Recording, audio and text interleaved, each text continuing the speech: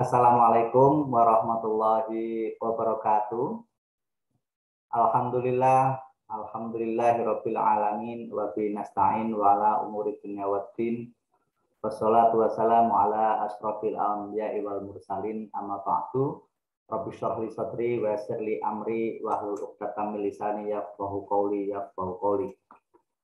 Para peserta pembelajar pendidikan agama Islam yang saya banggakan, selamat berjumpa kembali dengan saya dalam pembelajaran mata kuliah pendidikan agama Islam. Para peserta pembelajar, pada pertemuan kali ini kita akan bahas satu topik yang berjudul hubungan antara manusia dan agama. Pada pertemuan sebelumnya sudah saya sampaikan bagaimana dinamika studi agama kontemporer. Maka cara bagaimana mengenalkan agama, bagaimana mendalami agama, tentu saja ada berbagai pendekatan yang bisa digunakan. Apalagi dengan seiring perkembangan ilmu pengetahuan dan teknologi, maka ada berbagai keragaman perspektif di dalam meninjau itu agama. Nah, demikian halnya ketika kita berbicara soal apa itu arti agama, maknanya agama dalam kehidupan manusia, maka kita bisa runut dalam sebuah pemikiran reflektif bagaimana sesungguhnya manusia akhirnya beragama, ya. Jadi ini bukan hanya dalam konteks bagaimana kebenaran firman Tuhan ini diturunkan, tapi bagaimana manusia dalam menjalani kehidupannya ini kemudian menjadikan agama sebagai pedoman hidup. Nah, hal ini karena apa? Karena agama itu diturunkan untuk manusia itu sendiri. Bukan untuk Tuhan, bukan untuk makhluk lainnya. Dan Allah Subhanahu wa Ta'ala sudah mendesain sedemikian rupa bagaimana potensi yang ada dalam diri manusia, sejak dari fitrah hati nuraninya, pikirannya, perasaannya, konstruksi biologis tubuhnya, ya, sehingga menjadi satu-satunya makhluk yang dipercaya oleh Tuhan sebagai delegasi, sebagai khalifatullah fil ard. Nah, itulah mengapa hubungan antara manusia dan agama itu sangat erat. Nah, para peserta pembelajar, izinkan saya men-share sebuah materi yang mungkin supaya bisa penjelasannya lebih sistematik, bagaimana hubungan antara manusia dan agama. Nah, ada beberapa pertanyaan fundamental ya yang bisa diajukan ketika kita akan membahas mengenai hubungan antara manusia dan agama. Pertanyaan pertama adalah mengapa manusia beragama? Pertanyaan ini tentu saja adalah sebuah pertanyaan reflektif yang begitu mendalam sehingga berorientasi pada jawaban-jawaban yang mengarah pada makna kehadiran manusia yang beragama. Untuk apa tujuan manusia beragama?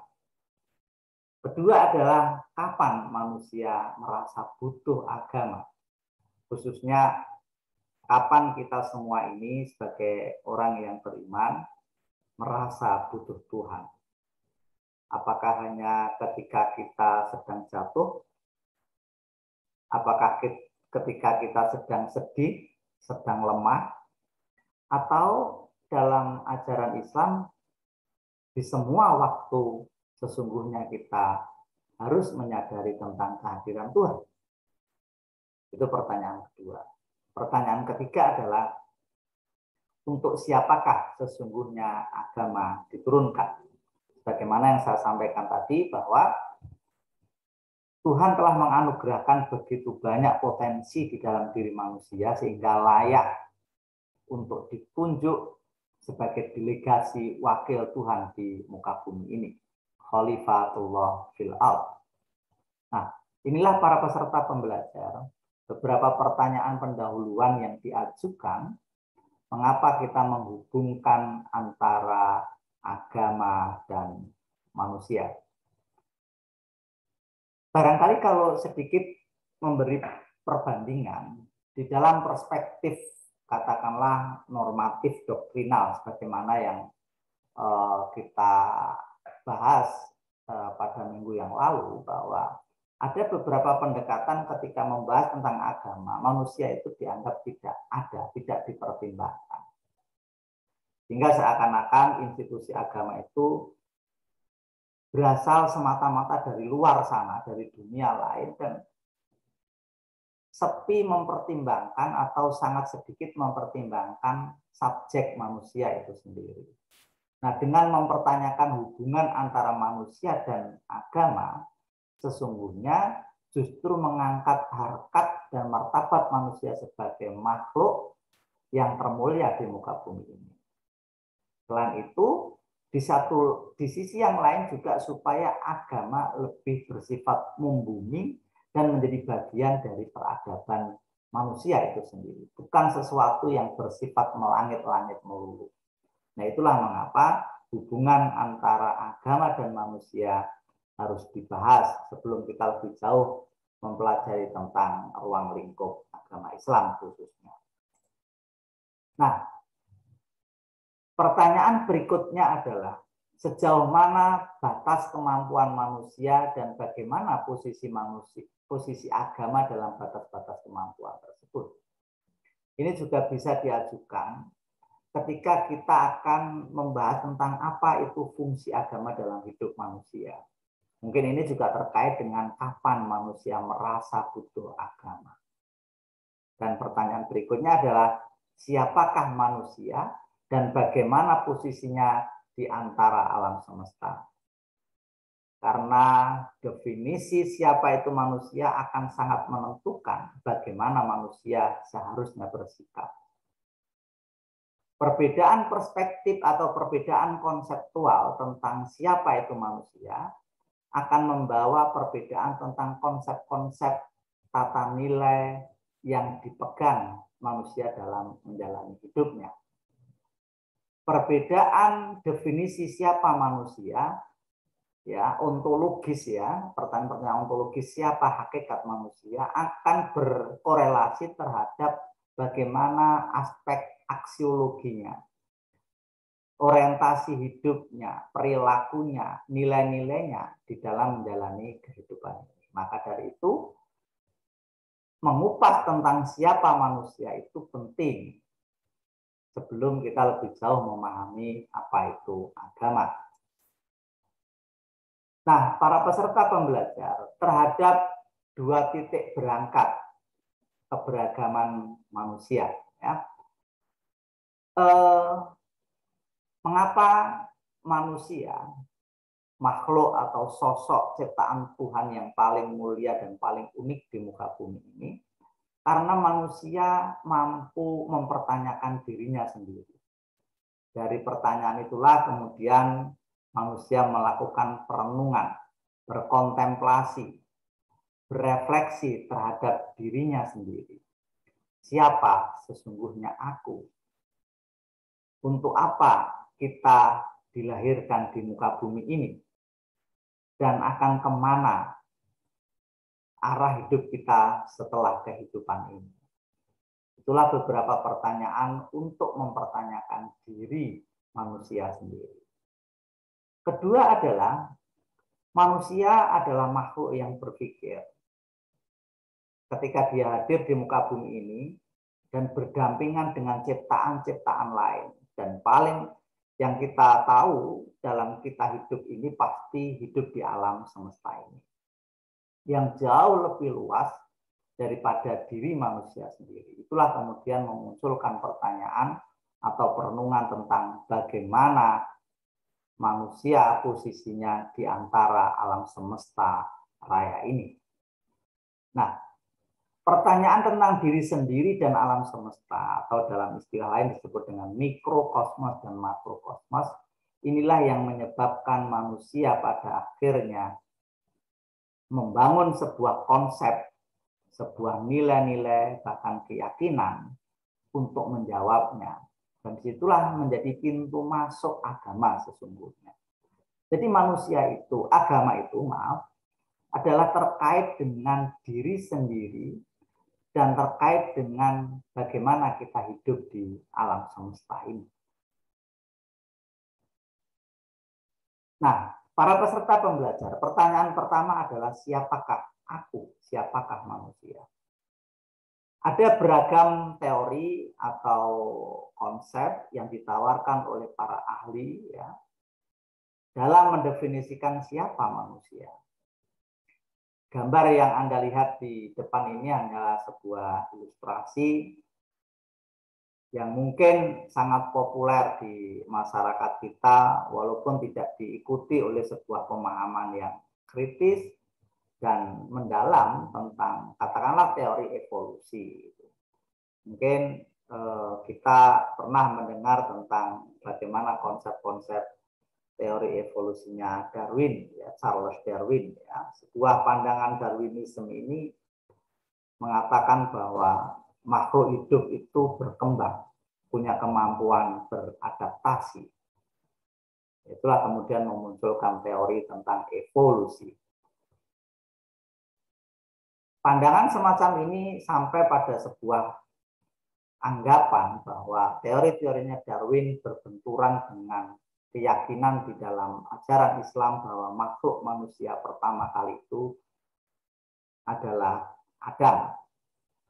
Tentu ini akan menjadi problem ketika ilmu pengetahuan menyusun sebuah premis dan sampai kesimpulan berdasarkan tradisi kaidah-kaidah ilmiah bahwa makhluk itu, hidup itu adalah berevolusi. Nah, ini salah satu diskus yang muncul di dalam merunut siapa sesungguhnya manusia. Nah, para peserta pembelajar, ada beberapa teori tentang manusia. Pertama adalah teori psikoanalisis yang menjuluki manusia dengan predikat homo volens. Manusia adalah makhluk yang berkeinginan. Manusia memiliki aspek-aspek psikis, ya, dan bahkan dalam teori ini dianggap sebagai aspek paling dominan. Siapa manusia? Adalah makhluk yang memiliki hasrat-hasrat keinginan. Disinilah kemudian muncul teori-teori tentang psikologi, ya. Ada yang namanya ego, ada yang namanya super ego. Dan oleh hal-hal tersebut manusia terdorong untuk bisa melakukan sesuatu. Nah, apakah benar teori ini yang menyatakan bahwa manusia hanyalah makhluk yang selalu berkeinginan dengan dorongan-dorongan psikis? Apakah hakikat manusia itu hanya psikologinya saja? Nah, ini nanti akan kita telah, ya. Kedua adalah teori behaviorisme. Di sini mengatakan bahwa ya makhluk manusia itu seperti homo mechanicus, ya. Manusia seperti mesin. Bahwa tubuh kita ini adalah organ-organ dengan sistem tertentu, mekanisme tertentu, ada stimulus, ada respon, ya, yang eksistensinya adalah berdasarkan pada hubungan sebab akibat semata secara mekanistik dan biologis. Manusia punya tubuh, punya jasad, ya, terdiri dari organ-organ tertentu yang terbentuk sebagai proses pembelajaran terhadap lingkungannya, tidak disebabkan oleh aspek rasional dan emosionalnya. Nah, ini teori yang kedua. Berikutnya ada teori kognitif, bahwa manusia sebagai makhluk yang paling cerdas adalah disebut dengan homo sapiens, makhluk yang berpikir. Manusia merupakan makhluk yang selalu berusaha memahami lingkungannya, makhluk yang selalu berpikir. Nah, di sini hakikat manusia dipahami dari rasionalitasnya, akalnya, karena ini adalah anugerah dan potensi tertinggi di antara makhluk-makhluk Tuhan yang lain. Maka dari teori ini begitu yakin manusia hanya dimaknai sebagai makhluk rasional atau makhluk yang berakal. Kemudian ada teori juga yang dinamakan dengan teori humanisme yang mendefinisikan manusia sebagai homo ludens, manusia makhluk bermain. Manusia memiliki sisi-sisi human, ya, kemanusiaan. Dan bagaimana dia menjalani hidup adalah dalam upaya untuk mempertahankan, meningkatkan, dan mengaktualisasi diri. Manusia punya dimensi-dimensi nilai-nilai kemanusiaan, punya seni, ya, punya rasa iba, dan lain sebagainya. Sehingga hakikat manusia adalah humanisme, yaitu manusia yang berperilaku untuk mempertahankan, meningkatkan, dan mengaktualisasikan diri. Inilah beberapa definisi mengenai siapa itu manusia. Bagaimana Islam memandangnya? Apakah teori-teori tersebut mencukupi dan sesuai dengan konsep Islam? Mari kita nanti lihat di bagian belakang, ya. Nah, para peserta pembelajar, setelah diuraikan tentang bagaimana definisi atau pengertian siapa itu manusia, pertanyaan berikutnya untuk menelisik mengapa manusia akhirnya beragama adalah ketika mempertanyakan posisi manusia di alam semesta ini. Sebagai sebuah ilustrasi, kita tahu bahwa manusia adalah makhluk kecil di antara alam raya yang begitu luas. Bahkan kemampuan manusia untuk sekedar mengetahui saja itu juga terbatas, tak sebanding dengan luasnya alam raya ini. Bahkan dari apa yang diketahui manusia, mungkin baru satu planet atau dua planet yang manusia berhasil menginjakkan kakinya di planet tersebut. Seperti konon manusia sudah berhasil menginjakkan kakinya di bumi berkat kecanggihan teknologi antariksa yang diciptakan oleh peradaban manusia. Tetapi kalau dibandingkan dengan luasnya alam raya, betapa kita ini makhluk yang sangat kecil di tengah kebesaran dan kesemestaan alam raya. Nah, oleh sebab itu, merenungi tentang alam raya adalah pintu masuk orang untuk menyadari perlunya beragama. Nah, para peserta pembelajar, ada beberapa teori yang mengajarkan atau menjelaskan tentang alam semesta. Mungkin para peserta pembelajar kalau sudah pernah menelaah di katakanlah bidang ilmu alam, ya, astronomi, ya, kimia, fisika, dan lain sebagainya, mungkin pernah mendengar istilah hipotesis steady state, ya, bahwa jagat raya ini bersifat rapat, ya, kerapatan dan dianggap tidak berubah, ya, sehingga dari dulu ya konstan begitu saja diciptakan, kemudian begitulah adanya dan memiliki ketetapan sedemikian rupa. Itu teori pertama. Jadi alam raya dianggap sebagai sesuatu yang statis, ya, yang tetap. Kebalikannya atau antitesisnya adalah ada teori unsteady state, ya, atau Big Bang teori, mengandaikan bahwa galaksi bergerak saling menjauhi, yang berarti jauh di masa lampau jarak antara galaksi lebih dekat. Itu artinya bahwa alam raya itu berkembang dan itu diawali dari sebuah ledakan yang maha dahsyat dari lubang hitam gitu. Kemudian alam ini mengembang terus, baik berupa perkembangannya itu spiral, elit, dan lain sebagainya, banyak teori menjelaskan di situ, sampai pada akhirnya masing-masing komponen ini berkembang terus-menerus dan mungkin bisa jadi akhirnya muncul kehidupan termasuk kita ini adalah bagian dari perkembangan tersebut dan itu tidak terhenti, berkembang terus-menerus. Nah, kalau dua teori ini kita tinjau, kemudian kita bandingkan dengan pertanyaan-pertanyaan tentang keyakinan agama, memang banyak hal yang bisa dipertanyakan, ya.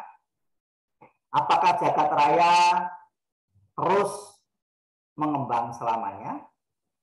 Apakah pengembangan jagat raya secara perlahan akan berhenti diikuti oleh dengan penyusutan gravitasi serta seluruh jagat raya luluh ya, kemudian akan menjadi terhenti, dan bagaimana dengan konsep kiamat dan lain sebagainya. Nah, ini beberapa pertanyaan kritis yang kita ajukan ketika kita menganalisis dari perspektif agama. Nah, itulah para peserta pembelajar. Beberapa teori besar baik mengenai manusia maupun alam semesta. Nah, bagaimana hubungan manusia dan alam semesta? Ada beberapa asumsi, ada yang mengatakan ada hubungan historis. Artinya, kapankah manusia pertama kali hadir di muka bumi ini? Kalau dalam keyakinan umat Islam, disuratkan dalam Al-Quran, maka diceritakan di sana Nabi Adam sebagai manusia pertama. Tapi bagaimana keyakinan itu bisa menjelaskan ketika diperhadapkan dengan pendapat Darwinisme dengan teori evolusinya? Itu yang pertama. Yang kedua adalah hubungan fungsional. Apakah hubungan antara manusia dan alam semesta itu bersifat sinergis harmonis atau bersifat eksploitatif?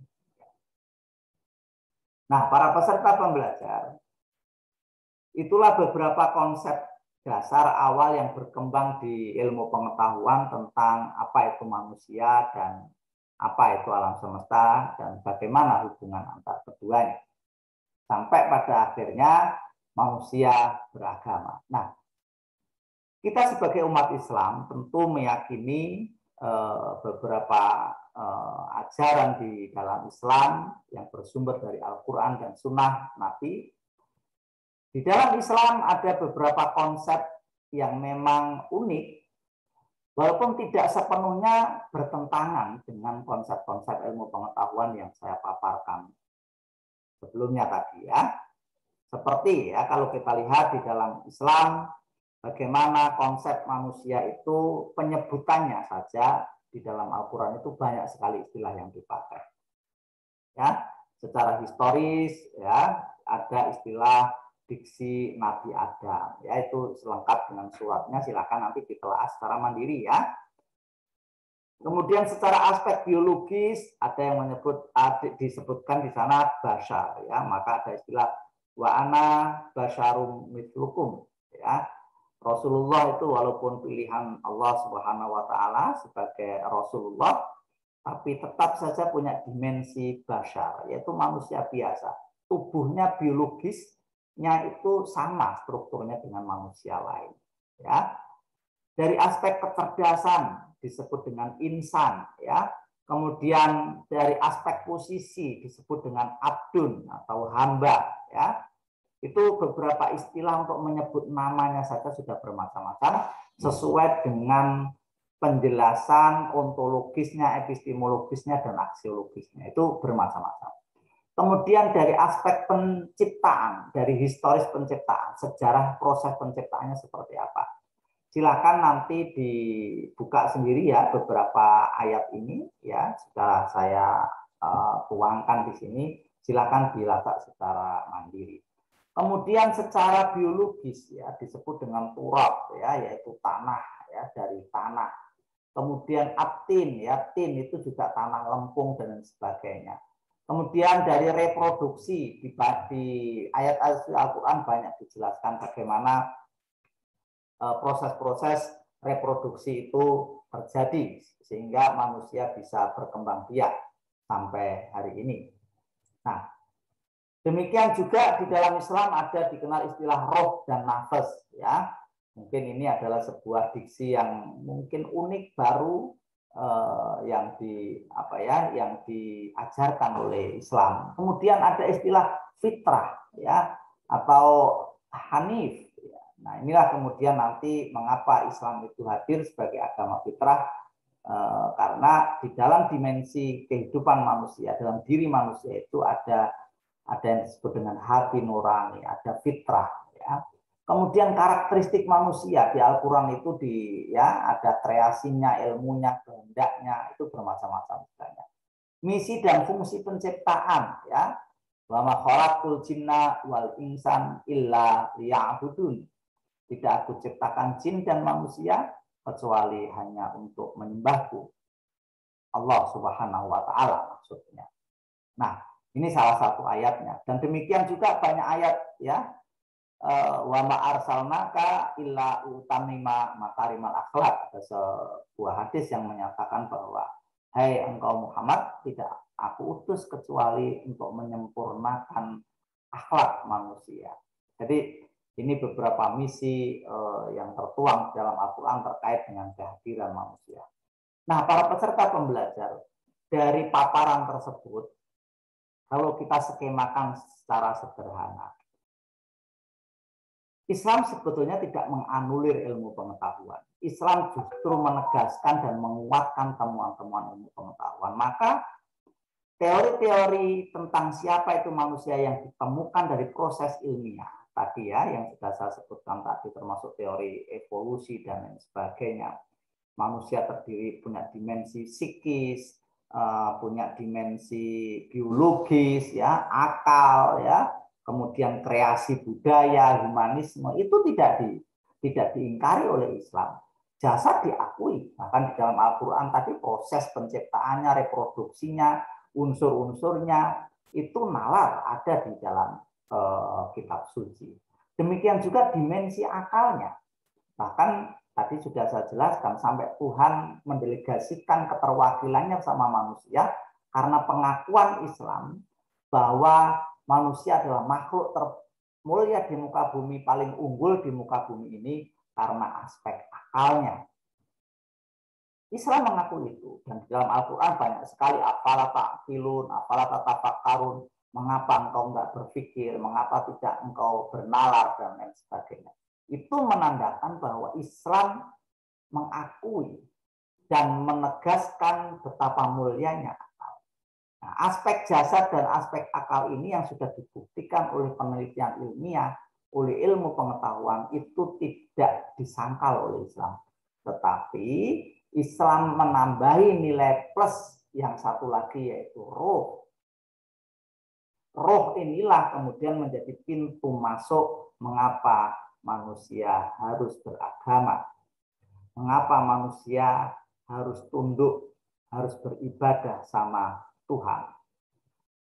Karena manusia memiliki sebuah pintu di mana dari pintu itu kita akan kembali ke Tuhan. Inna lillahi wa inna ilaihi roji'un. Sering kita mendengar istilah tersebut, ayat tersebut. Berpulang bukan hanya kematian biologis, tapi bagaimana rohani kita, di mana seorang yang beriman itu meyakini bahwa kita punya hati nurani, punya fitrah untuk kembali pada nilai-nilai ketuhanan. Nah, dimensi roh inilah yang menjadi pintu masuk mengapa manusia beragama. Jadi, kalau disimpulkan, sebagai sebuah metode perenungan siapa itu manusia dalam dimensi makro mikrokosmos, itu hasil perenungan bisa menyadarkan manusia betapa kita dianugerahi sebuah potensi yang luar biasa yang harus kita syukuri.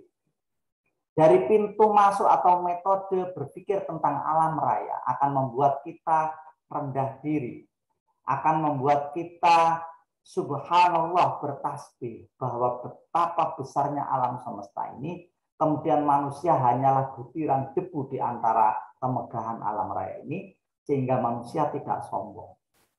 Nah, semua itu kemudian diwadahi dalam sebuah aspek atau dimensi dalam hidup manusia, yaitu roh, fitrah.